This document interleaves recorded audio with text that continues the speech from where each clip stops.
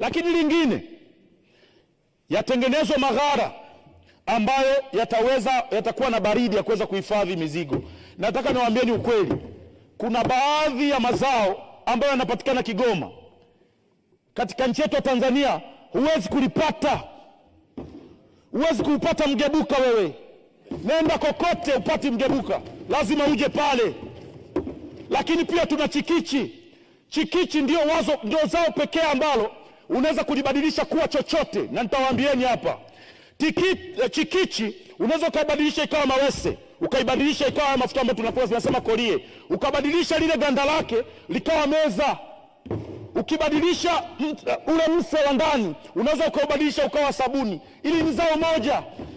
Waziri mkuu aliyepita, mzee wangu mzee Majaliwa, alikuja Kigoma katika kupambania hili zao, akasema kila mwananchi wa Kigoma mjini apande mchikichi kwenye nyumba yake nje. Hilo jambo halijatekelezeka kwa sababu hakuna kiwanda ambacho hawa watu wakishapanda hayo mazao kwenye manyumba yao watapeleka wapi? Tutengeneze kiwanda ambacho kitasaidia zao la chikichi liweze kuokoa uchumi wa nchi hii. Ni aibu kuita Kigoma mjini wakati 85% ni barabara za vumbi. Ni aibu.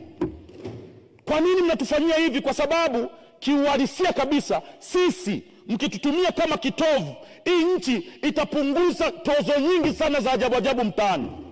Kwa sababu tutaleta pesa, hizo pesa zitasababisha mpunguze tozo nyingi. Nashukuru sana Dr. Samia Suluhu Hassan, mawaziri ambao amewaleta sasa hivi ni mawaziri shupavu, wana spidi ya kutosha.